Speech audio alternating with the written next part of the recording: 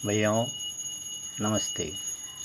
आज हम कक्षा 7 में प्रकरण पूर्णांक के बारे में पढ़ेंगे। प्रश्नावली 1.1 हमने पिछले समय में प्रश्नावली 1.1 के क्वेश्चन नंबर 3 तक अपन ने अध्ययन किया था। आज हम क्वेश्चन नंबर 4 से पढ़ना प्रारंभ करेंगे। तो इसमें है एक हवाई जहाज, इसमें लिखा हुआ है एक हवाई जहाज की समुद्र तल से 5000 मीटर की ऊंचाई पर 5000 मीटर की ऊंचाई पर उड़ रहा है और इसमें है एक विशिष्ट बिंदु पर यह हवाई जहाज समुद्र तल से 1200 मीटर नीचे तैरती हुई पनडुब्बी के ठीक ऊपर है। पनडुब्बी और हवाई जहाज के बीच की ऊर्ध्वाधर दूरी कितनी है, ये पूछा गया है। तो देखो इसमें डायग्राम बनाया गया है।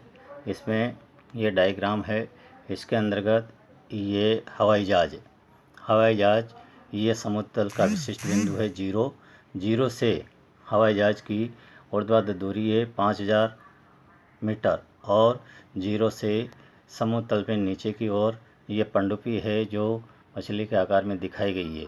तो अपन को ये पनडुब्बी और ये हवाई जहाज के बीच की ऊर्ध्वाधर दूरी 90 डिग्री अर्थात लंबवत ऊंचाई पूछी गई है कि दोनों के बीच की लंबवत दूरी कितनी है। तो इसके बारे में आज हम ये पढ़ते हैं। तो इस प्रश्न को कैसे हल करते हैं देखिए। इसमें सबसे पहले अपन जमाएंगे प्रश्न को। ये इसमें लिखा हुआ है हवाई जहाज की समुद्र तल से ऊंचाई कितनी है बराबर 5000 मीटर और पनडुब्बी की समुद्र तल से गहराई है बराबर 1200 मीटर। अब अपन इनके बीच की ऊर्ध्वाधर दूरी ज्ञात करेंगे। इसमें लिखेंगे पनडुब्बी और हवाई जहाज के बीच की ऊर्ध्वाधर दूरी दोनों को क्या करेंगे अपन प्लस करेंगे। 5000 प्लस 1200 बराबर कितना हो गया 6200 मीटर। ये इनके बीच की ऊर्ध्वाधर दूरी प्राप्त हो गई। इसके बाद अपन देखते हैं इसका आंसर लिखेंगे अपन। अतः पनडुब्बी और हवाई जहाज के बीच की ऊर्ध्वाधर दूरी कितनी हो गई 6000, इसमें 6200 मीटर हो गई। तो इस प्रकार हम इस प्रश्न नंबर अपन ने हल किया 4। अब प्रश्न नंबर अपन का हल करेंगे। क्वेश्चन नंबर हम हल करते हैं 5। इसमें देखिए इसमें लिखा हुआ है मोहन अपने बैंक खाते में 2000 रुपीज़ जमा कराता है। इसके बाद आगे कह रहा है वह अगले दिन इसमें से उसने 1642 रुपीज़ निकाल लिए। तो अब वह आगे कह रहा है इसमें निकाली गई राशि को ऋणात्मक संख्या से निरूपित करते हैं। तो वह पूछ रहा है तो खाते में जमा की गई राशि को आप किससे निरूपित करेंगे, ये पूछा गया है। तो अब इसमें पूछा गया है इसके बाद इसमें निकासी के पश्चात मोहन के खाते में शेष राशि ज्ञात कीजिए। तो अब इस प्रश्न को हल करेंगे।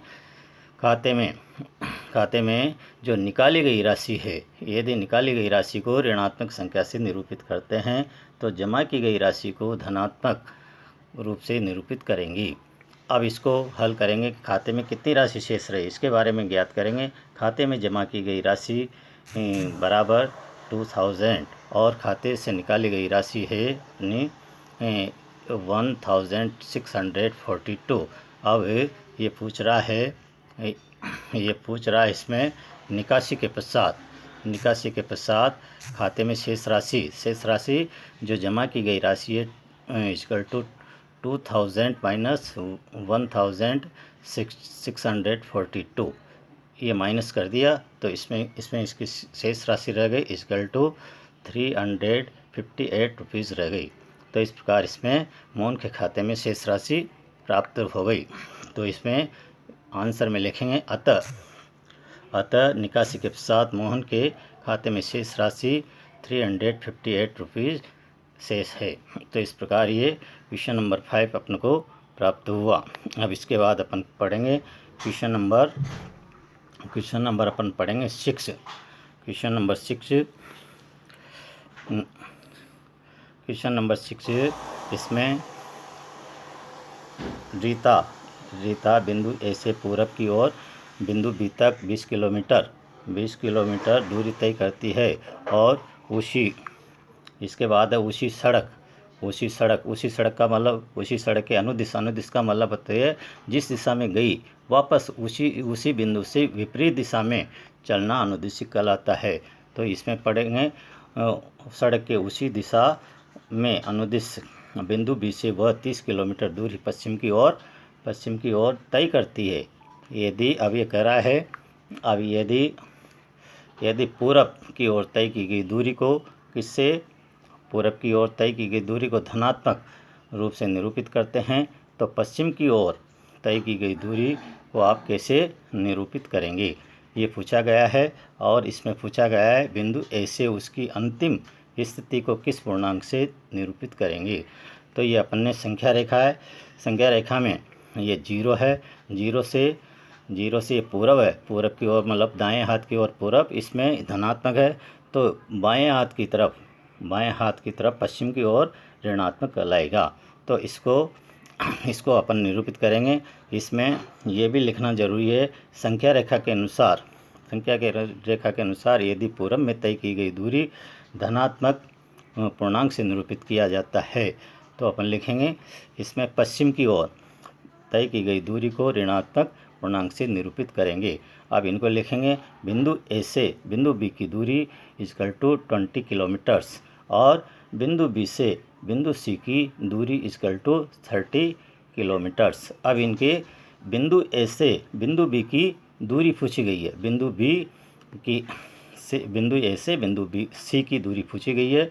तो कैसे करेंगे 20 माइनस 30 और = कितना रह गया। अब इसमें 30 माइनस का और प्लस का 20 है तो बड़ी संख्या है माइनस की चिन्ह की, इसलिए -10 किलोमीटर्स प्राप्त हुआ। अतः रीता की अंतिम स्थिति व बिंदु ए से बिंदु सी तक पूर्णांक -10 से निरूपित होगा। इस प्रकार अपन ये प्रश्न हल करते हैं। इसके बाद